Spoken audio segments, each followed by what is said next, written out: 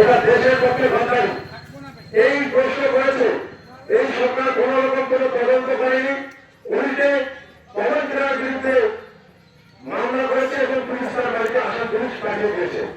তদন্ত হাইকোর্ট থেকে আমাদের নেতা স্টেওয়ার্ডে নিয়ে এসেছিল, কিন্তু আজকে সুপ্রিম কোর্ট সেই স্টেওয়ার্ডের একটু আবার সুবিধা দিয়েছে, জামিন দেয়নি। যাই হোক, একটা জিনিস বলতে যাচ্ছি, আমরা কেউ ধৃতরাষ্ট্র হই, আপনারা কেউ ধৃতরাষ্ট্র হবেন না, কেউ থাকতে অন্ধ হয়ে যাবেন না। আপনারা আগামী 23 এপ্রিল যে আসছে, যে গণতন্ত্রে যে নির্বাচন হবে এবং যে ভোটটা আপনারা দেবেন, সেই ভোট দেওয়ার সময় আপনাদের ভাবতে হবে আগামী 5 বছর আমি কার হাতে তুলে দিচ্ছি আমাদের দেশের এই আইন এবং যারা আইন প্রণয়ন করবে তার হাতে, সেটা আপনাদের ভাবতে হবে। একদিকে এরা বলছে হিন্দু হিন্দু দল, কিন্তু দেখা যাচ্ছে এসআইআরে 63% হিন্দুর নাম বাদ গেছে। আপনারা জানেন এই গোয়ালি বরাবর এই অনুষ্ঠা চায় বিক্রি করে, তার নামটাও বাদ গেছে। আমার সরকার এলাকায় 26 জনের নাম ভোটার তালিকা থেকে বাদ গেছে, একটিও মুসলিম নেই, সকলে তপস্বী জাতি এবং সকলে স্ত্রী। এবং কেউ চাকরি করে, কারো বাবার নাম আছে কিন্তু ছেলের নাম নেই, কারো ছেলে আছে কিন্তু মা বাবার নাম নেই, কারো স্ত্রী ছেলেমেয়ের আছে নিজের নাম নেই, কেউ গৃহমন্ত্রী চাকরি করে তার নামটা নেই, কোন কারণে নেই? কারণ হচ্ছে কারো নামের ক্ষেত্রে মন্ডলে হয়ে আছে, কেউ করে লিখেছে, কারো নামের ক্ষেত্রে জায়গায় হয়েছে, এই সমস্ত কারণে তাদের ভোটার তালিকা থেকে নাম বাদ চলে গেছে। কিন্তু এছাড়া করার সময় নিয়মে যখন ছিল তখন এই কমিশন কি বলেছিল? কমিশন বলেছিল 2002 তালিকায় যাদের নাম থাকবে, যাদের পরিবারের নাম থাকবে, তাদের কোনো রকম কোনো ডকুমেন্ট লাগবে না। 2002 নাম থাকার পরে কেন তাদের কাছে কাগজ লাগছে, কেন তাদেরকে ডকুমেন্ট দিতে হচ্ছে এবং নাম থাকার পরে তাদের নাম বাদ দেওয়া হচ্ছে? আমাকে বলুন তো, একটি সুষ্ঠু গণতান্ত্রিক দেশে বৈধ নাগরিকদের বাদ দিয়ে কি করে একটি নির্বাচন করা যায়? আচ্ছা, আমি মেনে নিলাম যে 91 লক্ষ মানুষের নাম বাদ গেছে, তারা প্রত্যেকেই রোহিঙ্গা।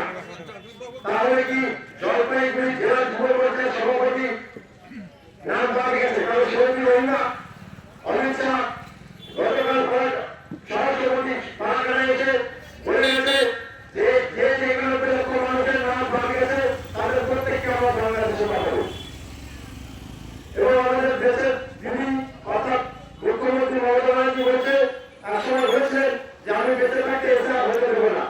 এখনো পর্যন্ত উনি বেঁচে আছেন, এসআর হয়েছে এবং বাংলা থেকে 91 লক্ষ মানুষের নাম বাদ গেছে, তার সাথে 156 জনের মানুষ বই হয়েছে।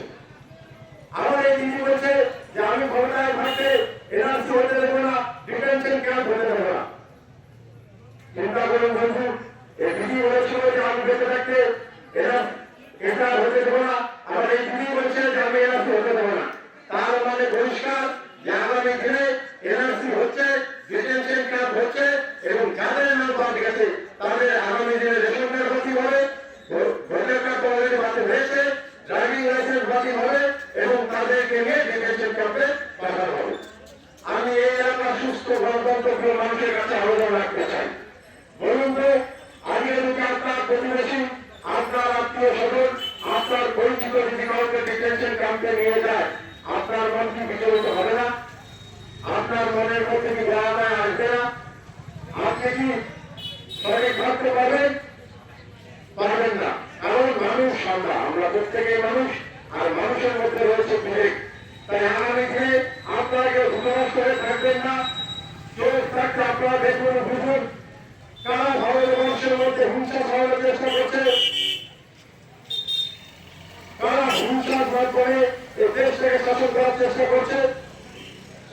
একটু কথা আপনি বলুন তো, এখানে যারা শুনছেন এবং যারা উপস্থিত আছেন তাদের কাছে আমি বলছি, আচ্ছা আপনারা বলুন তো, আমরা কাকে ঘৃণা করি?